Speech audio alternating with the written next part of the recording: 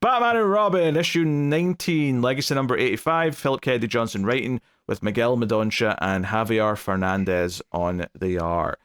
So, yes, Memento and stuff, and Robin's going to retire as Robin soon, once they've caught Memento. Because he wants to be more like his grandpa on his dad's side, you know? Yeah, that's what they've been setting up. So they've been teasing some of this. There's some interesting things going on here, for sure. You've got Robin kind of like going through the events that have happened, and the fact that this Memento is sort of recreating things that happened in history, compares the fire to something, compares the Arkham breakout to something, and deduces that the next thing that might happen is something at the opera, although that turns out not to be the case, but his reasoning is sound. And, some great two-page layouts here as they're sort of jumping down and fighting things. The big thing for me here, though, is that Batman is still seeing these visions of dead people, I guess we'll call it. He's tripping balls, man. Yeah. Like, Bruce is straight up not having a good time. And he occasionally says something to them, and Robin's Damian's like picking up on it and saying, hey, you all right? Like, something's going on. Later when he's talking to Letroc on the phone, he's like, hey, like, Batman's still suffering the effects of whatever he breathed in at Arkham. Like, this is not good. So yeah, a lot of moody panels in the rain. A big part of this issue, though, is Oracle working with Batman to keep an eye on Damian when he's with Dr. Bashir, and just how uncomfortable that makes Barbara feel, because she thinks it's overstepping a line and there's something not right about it. And she even questions Batman multiple times. Look, are you sure that we should be spying on Damian? This is not going to win over his trust. And even suggests that, you may be wrong about this doctor guy. Like, yes, technically I found a very tenuous link between him and the League of Assassins, in that a group that funded him once had ties to the League. But, like, Ra's al Ghul had ties to lots of things, like, and many people who were tied to him in that way would never even know about it. So you might just be paranoid here. But Batman's convinced that, the Doctor's corrupting him and try to, like, win him over to the League. There's also some spooky stuff where Scarecrow's talking about Memento, and, like, he's all creepy, he's huddled in a corner. Enough so that Letroc actually phones someone back in the UK and asked them to exhume the old professor, Atticus Bile, because, like, just make sure he's still dead. So she's even she's starting to wonder if, like, someone's still alive that's not meant to be alive. Right, because one of the things that Bruce is muttering to himself, or not to himself, but the things that he is saying, it says the devil stole his, and then Bruce says, shut up, right? So I'm wondering what's going on here, because then you look at how it opens with where it looks like Memento is, I don't know who's in that prison, right? In like a cell? It looks like a cell in Arkham, doesn't it? Yeah. Well, not obviously they're in Arkham Tower now, but, they might. Right, Yeah. but he says, is this him going, because that's not Scarecrow, is it? No. Is this him? Okay. Because he goes, please, he goes, I didn't think you were real. So there's a lot of myth making here with whatever Memento is, so her buying into that now too, it's really upping that. Yeah, I'm actually not sure who that is in the cell in the opening scene. I don't either. So, but it's adding, it's that thing where, him saying that I didn't think you were real, the whole legend of Memento, precedes, right? Was that say his reputation precedes him? Yeah. Yeah, the whole so the whole thing comes to a head where Bruce tries to bond with Damian, and Damian still wants to go and help at the hospital, but he says, hey, why don't we set up that chessboard when you get home and we'll play a game? And Damian kind of warms up and says, yes, I'd like that. But Bruce has put a tracker on his shoe, which Oracle's chastising him for. But they're listening to the conversation, of course, until Damian finds the tracker when he's talking to Bashir. And it's worth mentioning, there is not a hint of anything from Bashir that there's anything wrong. He's just talking about his patients, about looking after them, and about knowing Thomas Wayne. It's all very nice, innocent stuff. And the big thing that happens is that we're in the elevator, the lights start going out, and it's clear that Memento is making his attack here. So when the elevator opens in the basement, Memento's standing there. It's all very bright and orange. The color really pops because it's been a while since we had that amount of color. There's been a lot of just stuff out in the ambient rain, lots of light blues, that kind of thing. And when the doctor goes down because Memento hits him, Damien has a flashback to the girl that he failed to help back in the fire, and he charges at Memento.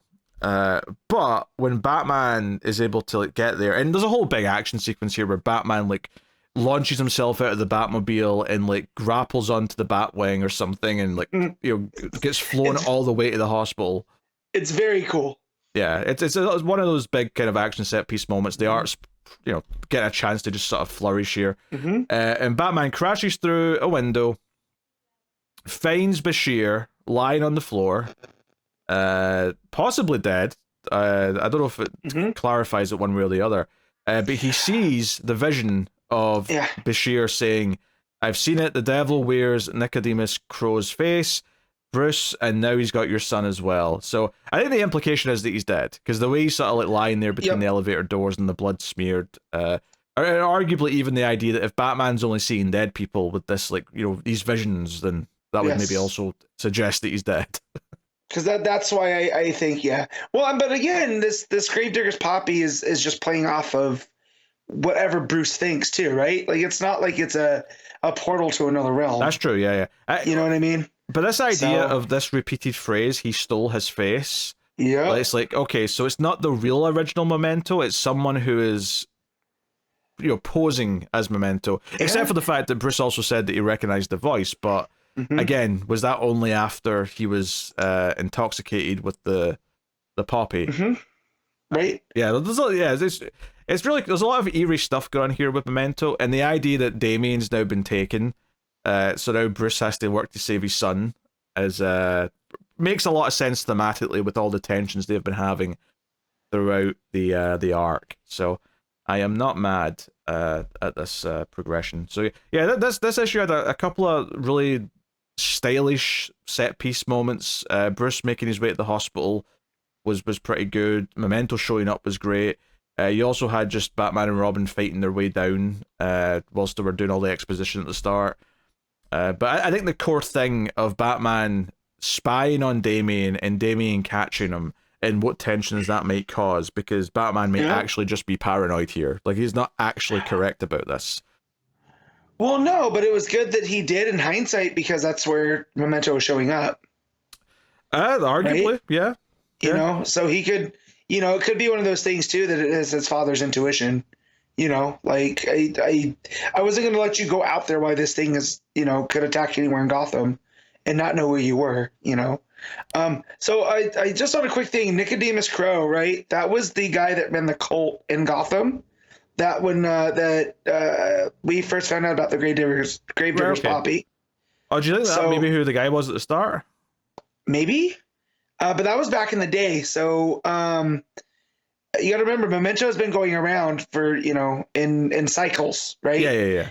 So this was all those years ago. So when he says that he stole his face, I'm wondering if they're pointing to Bly. This was a thing that Bly got a little bit too close to, right? And maybe it drove him mad.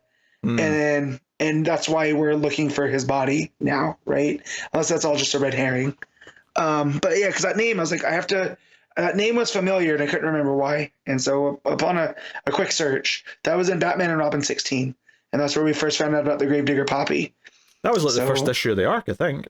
Was that? Around then, yeah, if not the first, maybe the second. Yeah, but yeah, really good stuff. I love the tone of it. It's Batman arguing with the hallucinations and stuff is such a, we're not used to seeing that type of stuff, because, every time he interacts with fear toxin, he knows about the fear toxin. He knows what the effects are. Yeah, probably my favorite part actually is just before he launches out of the Batmobile, he starts seeing so many visions on the street as he's driving of people who are screaming or in danger, and he even swerves to miss a woman holding a child, but they're one of the visions. Part of the reason why he decides to launch out of the Batmobile is just so that he can avoid all this stuff. But it really shows how bad it's getting, where there's that one panel of it's a POV shot of him looking out the front of the window, and it's just it looks like the entire city's on fire. It's straight. It looks like straight chaos, But yeah, so I like seeing him struggle with this because it adds different layers. Like, is he making the right decisions here? Is it just, has it totally affected him? And maybe had he listened to Damien from the start, things would maybe be going different. And that's kind of what Memento wants. It's keeping him off of his game. Also, but yeah, Damien and Latroc still having a bit of a partnership is kind of fun, just to see him kind of form his own Gordon-esque relationship with someone. Yeah, so for sure. I enjoyed that. Do you trust her? Do you trust Lautrec? Do you think like this is not just a whole red herring? I don't suspect she's the bad guy as of yet. It wouldn't surprise me though if she's dead by the end of the arc, just because of comics, right? Comics, and she's a guest star, so they could easily kill her by the end. Yeah, I'm not getting those vibes at all. I was in the beginning, right? But I think that's where we're being pulled along that. But the stuff with Damien and her talking and her wanting Bly's corpse exhumed, I feel like that, she's onto something here. So maybe that's why she dies, right? Because she's the one that figures everything out or whatever. But yeah, definitely don't suspect her as a part of this as we go. But just, man, I really love the dynamic here between Bruce and Damien still. Like that's where Philip Kennedy Johnson has really made this book work. Like the entire super awkward talk about chess and hanging out, that awkwardness really comes through. Yeah. No, it turned into a really solid book once he started writing it, for sure. All right. What are you giving Batman and Robin? I'm going to give this a straight 8. Yeah. I think I agree with that. I know I'm being boring and agreeing with a lot of your ratings, but like honestly, I can't really think of a reason to go lower, and I would maybe go higher, but it's definitely like there's definitely bigger plot beats to play in this story that I think could hit even higher than this. So it feels like an 8 out of 10 for me as well.